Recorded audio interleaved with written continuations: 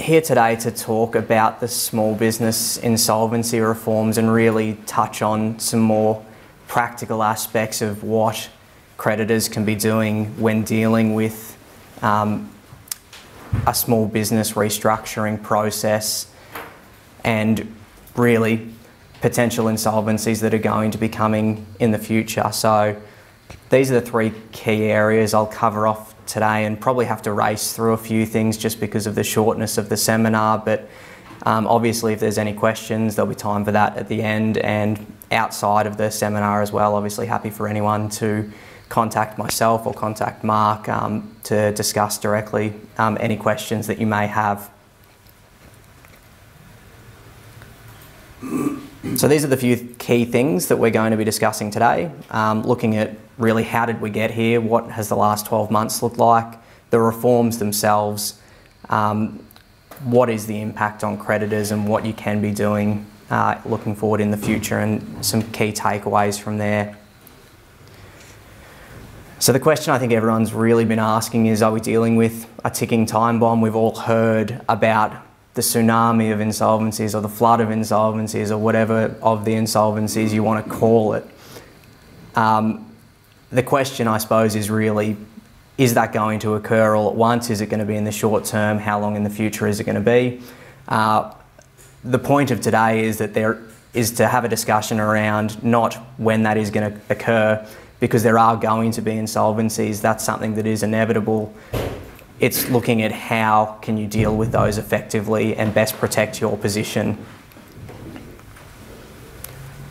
So this is how we got here in March 2020. There was a raft of legislation that was passed, which was the Coronavirus Economic Response Package. And then later in the year, we had the small business reforms that came in. The effect of the Omnibus Act was to increase the statutory thresholds for your statutory demands and your bankruptcy notices from 2 to 20 for statutory demands and from 5 to 20 for your bankruptcy notices. It also increased the timing to respond to those, so from 21 days to 6 months from service for both of those.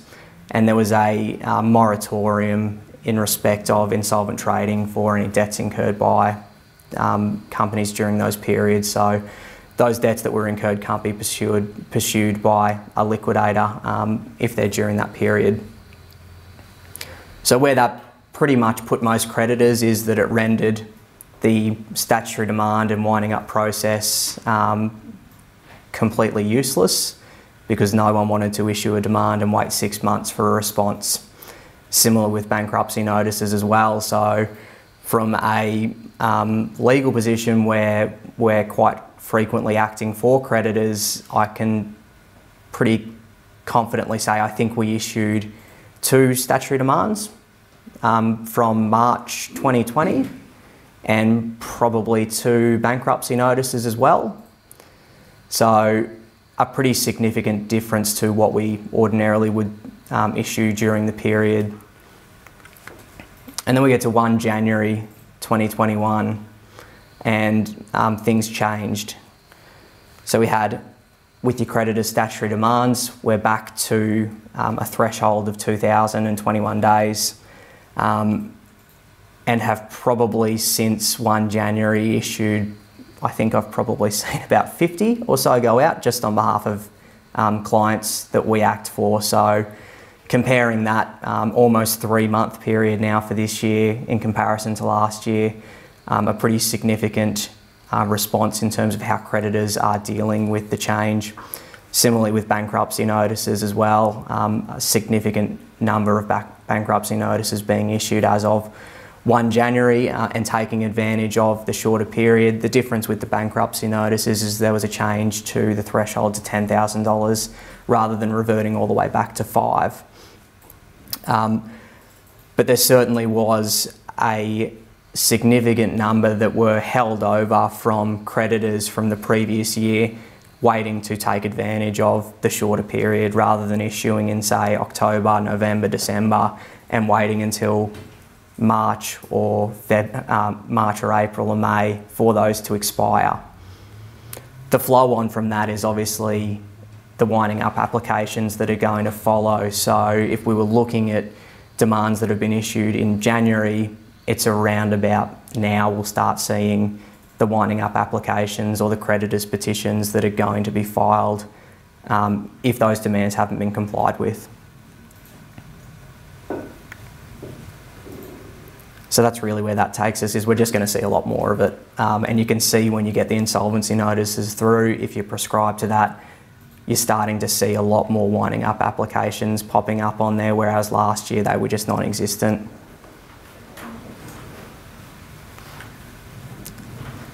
And then the most significant is the small business insolvency reforms that have commenced. They've been heralded as the biggest changes in insolvency in 20 or 30 years. I think a lot of people would probably argue that they're not. So the key elements of them, or there's two parts of it. The first part is the small business restructuring process, and the second part is the simplified liquidation process.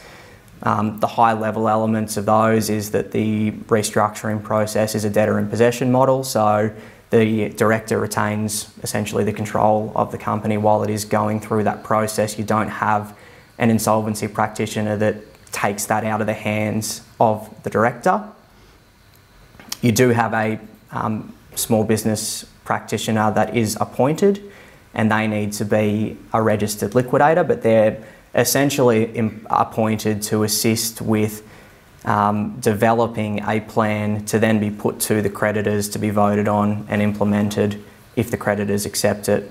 That's part of their role, is really sort of an advisory role to the directors and to work with them to get the business basically back on track.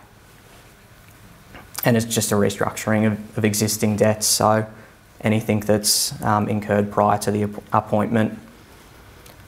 It essentially can just be thought of as a smaller version of your voluntary administration process. It's not significantly different from that, and most of the provisions in the legislation are a cut and paste job from the VA process. So it's all essentially carried through. There are obviously some changes because you've got a different model to that process, where in the VA your insolvency practitioner comes in, takes over, where that doesn't happen in this process, but a lot of the processes are the same. And your simplified liquidation process was simply to allow liquidators to try to cut through a lot of the things that they've got to do in terms of reporting, investigations in a liquidation that cost a lot of time and money, and generally they don't get paid for unless there's funds in the job. So pretty much just trying to give them an option where they can get the company from the appointment to deregistration as quickly as possible, as inexpensively as possible, where they're not essentially losing out and they don't have to have significant reports going out to creditors. They're not doing extensive investigations if it's just relatively straightforward and there's a limited number of creditors involved. So this is sort of the key dates with the restructuring process. So commenced on 1 January. We had a period between 1 January and 31 March where the companies could declare that they were eligible to undertake the small business restructuring process. The rationale behind that period was that there was a thought that as at 1 January there was going to be a significant number of insolvencies that the insolvency practitioners wouldn't be able to keep up with. That hasn't happened. So allowing the directors to basically put their hand up and say we're eligible for it was for the purpose of a situation where they might not have been able to utilise it because there weren't enough insolvency practitioners to actually take the jobs on. But as we'll see, that just hasn't been the case. And so 30 June is sort of when the transitional period ends. So if you have a director that declares that they're eligible on 31 March, there's 3 months from the date that they declare eligibility that they need to appoint a restructuring practitioner. So if you've got a director that does that on 31 March, 30 June is the end date of that. So from then onwards, there's no period where there's going to be declarations of eligibility. It would just be an appointment of the practitioner. And these are the numbers to date. So pretty low in terms of what has actually occurred. So 19 declarations. These directors have somehow been unable to find a practitioner to take on the job, which is very surprising because all of the insolvency practitioners are screaming out for work. Where that's likely come from is advice from pre-insolvency advisors who are saying if you take advantage of declaring that you're eligible, you get the benefit of a period where if a statutory demand is issued, you get 6 months rather than 21 days. So it's really, I think, just been a tool for companies to extend that temporary relief period, because it's certainly not the case that they're unable to find a practitioner to take on the job and actually go through the process. There's been 5 actual appointments of a restructuring practitioner, so those are, I'd say, going through at the moment, and there'd be plans being developed, and 1 actual appointment where a plan's gone all the way through, been voted on, and the restructuring practitioner has then been appointed as the practitioner of the plan.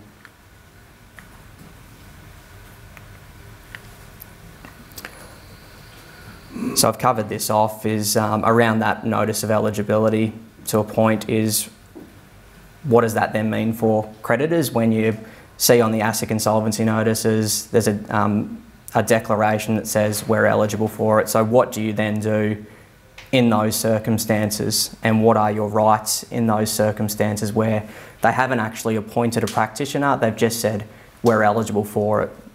And the effect of providing that declaration of eligibility is it's a declaration by the company that they are insolvent. They need to pass a resolution that says we are insolvent to be able to do that. So where do the creditors sit then when they see one of those?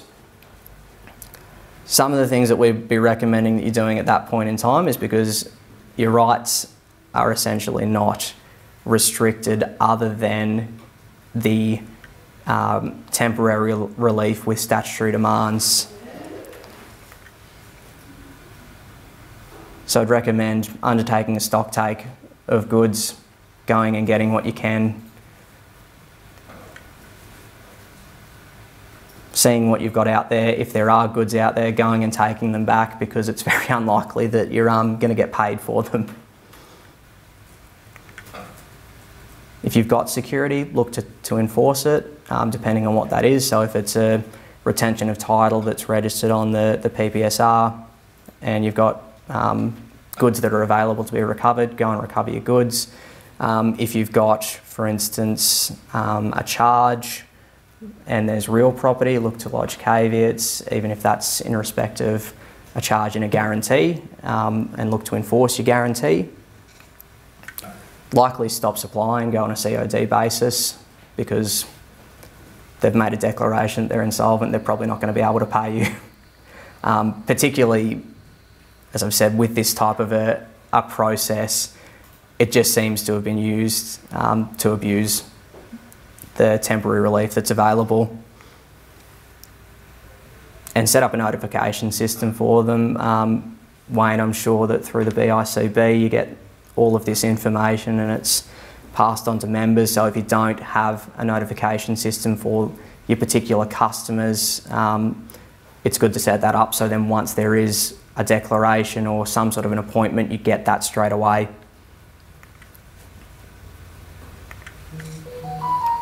Take legal action while you can. There's no prevention of taking any legal action, so look to take steps.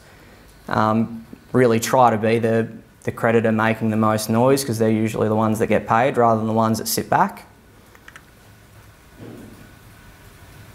Have a look at your contractual documents, see what rights that you do have. If you've got guarantees that have charges in them, look for property, see if you can lodge caveats, but have an understanding of what your contractual documents say that you can do and what you have the right to do. And if they've got problems, look to resolve that.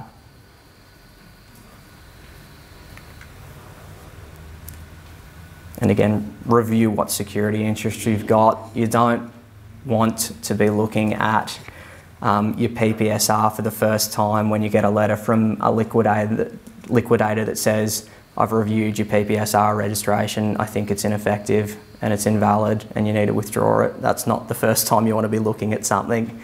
You want to be pretty well in advance and know that if you've got a problem with it, what steps can you do to fix it prior to the appointment point, because once you get to that appointment point, it's very difficult to then resolve any issues that you might have with a registration or your security.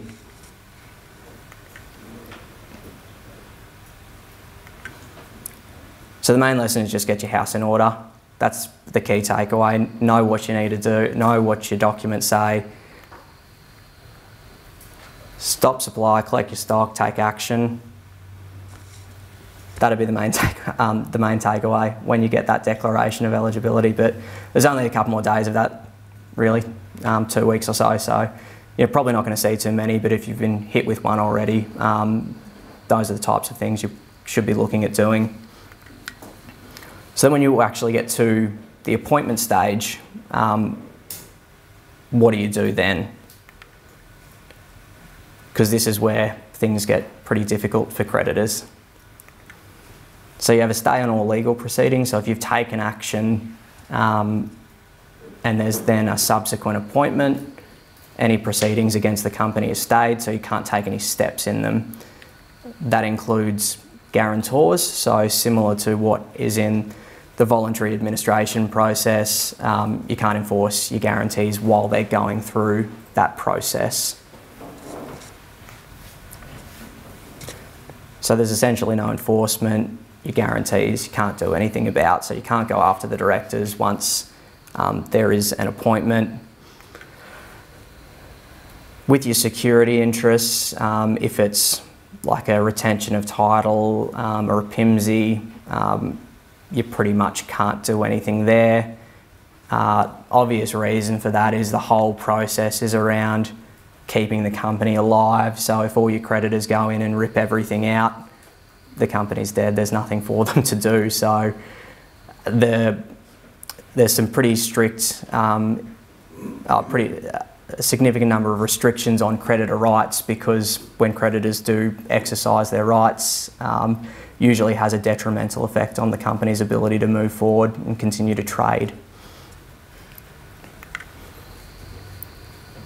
So if your security's unperfected, so if you don't have a registration, vests in the company, so you lose anything you've got there. So that's why it's important to know prior to the appointment whether you might have any potential issues with any registered security interests.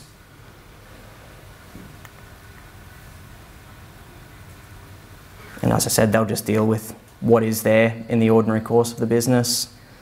And basically continue, if there's arrangements to continue to supply, it's a question of what do your contractual documents really say around whether you've got an obligation to continue to supply to the company. Most of the time I know a lot of the contracts of the people in the room, they don't, and there's no positive obligation. But if you've got orders in place, having a review and understanding your rights there, if you've got the company or the practitioner saying to you, you know, we've placed this order, you need to deliver it to us, what do you need to do there, or what can you do there, is important to understand. So the eligibility criteria, it's $1 million or less, so relatively restrictive. $1 million is not that significant, really. That includes relateds and secureds, but it's actual and not contingent. If they've utilised the process before, so really trying to stamp out abuse and continual use by directors of the process, where probably likely some Phoenix activity involved in it, so trying to restrict where that occurs if they've been involved in a restructure in the past. Similarly as well, if they've utilised the simplified liquidation process, because that's probably going to be one where it's open for abuse by directors to try to essentially phoenix companies. Really, if you want to do that, you don't want the liquidator conducting extensive investigations into the company. You want them to do as little as possible. So the simplified liquidation process is pretty attractive to someone who might want to phoenix a business.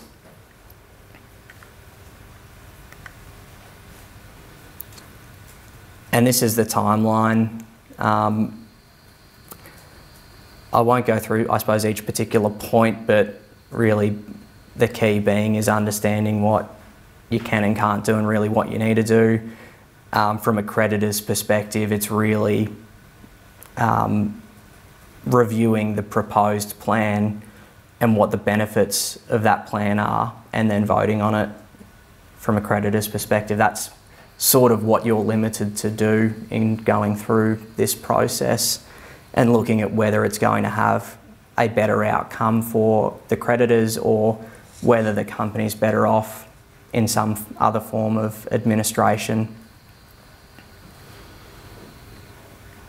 But it's all supposed to be done relatively quickly from start to finish to allow them just to continue to trade and consolidate any debts that were incurred prior to and then move forward. So how does it end? If there's no plan actually proposed or there's no approval of a plan, so there might be a restructuring practitioner appointed, but then a plan never actually eventuates and is never put to creditors, so it's never voted on. So that pretty much makes the process pointless.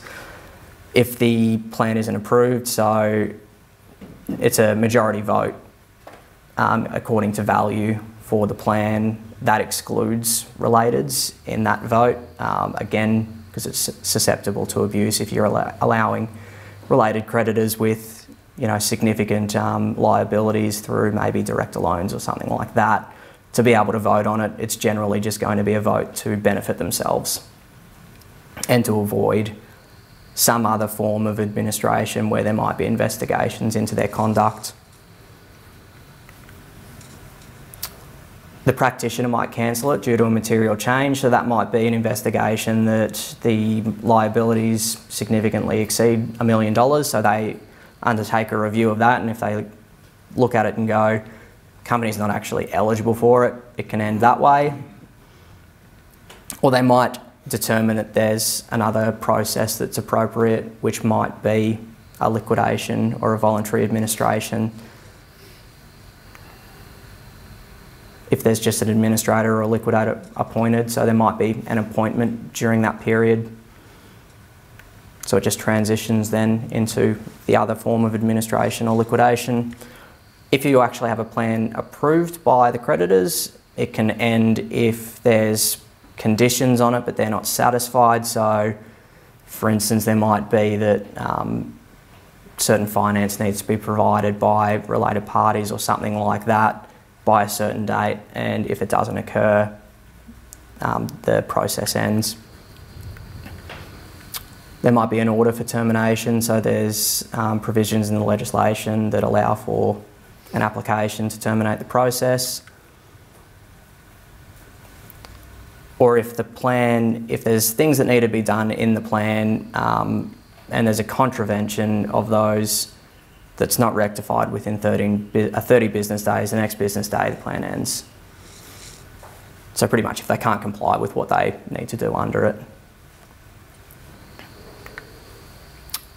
And so what happens when it ends? There's no transition into any sort of formal insolvency process, so they don't automatically go into liquidation, they don't automatically go into voluntary administration. It just ends, and it's up to the directors of the company to determine where they go to next.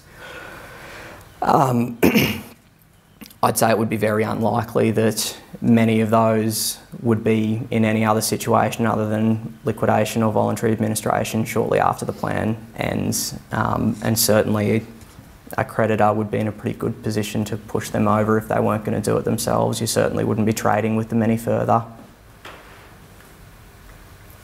So that's the restructuring process. The simplified liquidation process, very sort of simply, as I said, it's more of just cutting through what a liquidator needs to do. So if they walk into, say, an administration where there might be one creditor and it's the ATO, and there's not a lot to investigate, but they, in the ordinary circumstances, have requirements around certain reporting that needs to be done, investigations that need to be done, that take a lot of time, and generally there's no funds available and they don't get paid.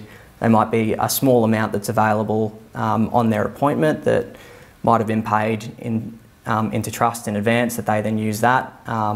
But other than that, there's not a lot to pay them. So it's looking at that sort of a situation and really how do you assist the liquidators there. So these are the threshold requirements. So $1 million or less as well. So again, it's probably it's probably quite difficult for a lot of companies to actually qualify for that.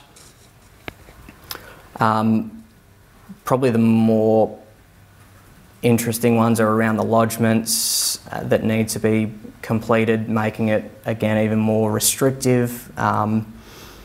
It's unusual for companies that are going into liquidation because of poor financial management to have all of their lodgements up to date, and they're probably not going to spend the money prior to an appointment to just sort those things out to then be able to use the simplified liquidation process. So I'm speaking to a few liquidators about whether they've had any uptake on this. It doesn't seem like that's been the case because it is quite restrictive, and from a cost perspective, what they've found is that they still spend really as much time on investigating and forming a view about sort of how the company's ended up there and whether there are any potential claims that they may have, because they've got the option of converting it into an ordinary liquidation if they consider that there is transactions that should be pursued. So they don't see a lot of cost saving there for themselves. So I think a lot of them haven't really been using it, and there's a lot of other liquidators in the market who are sort of providing pretty competitive pricing to run this sort of a process that most liquidators can't really compete with. So I don't think there's going to be sort of a significant uptake in that, but I suppose we wait and see. But really from a creditor's perspective, it's a similar sort of thing, is looking at, what can you ordinarily do in a liquidation process if there's potentially claims that need to be pursued. You can work with the liquidator to look at what they could be doing as well. And it might be the case that if you say to them, there's a potential claim against the directors for, let's say, insolvent trading, we're willing to fund it, let's convert it to a regular, and let's see if we can actually get something in to get a return here. Those are sort of the options for creditors when working through that sort of a process. So really, what does the future look like? What can you do? We've touched on a lot of them already, but there's going to be an increase in insolvencies, whether it's all at once or it's a drip or whatever it is. Doesn't really change how creditors should be dealing with things. It's a matter of just good credit management and understanding your rights. So what we've also seen as well is an increase in matters being defended. So where it's sort of getting to the end for the debtor company, they don't have a lot of other options left. Easy one to do is just, we'll defend all the proceedings. We'll make something up. We'll find something to be able to drag things out. We've seen a lot of that, defences with absolutely no substance in them, but just for the sole purpose of buying time, because it does take time to go through the legal process to deal with those things. And it just costs creditors money that they've got to, essentially, they'll very likely have no prospect of recovery because they've burnt costs to get there.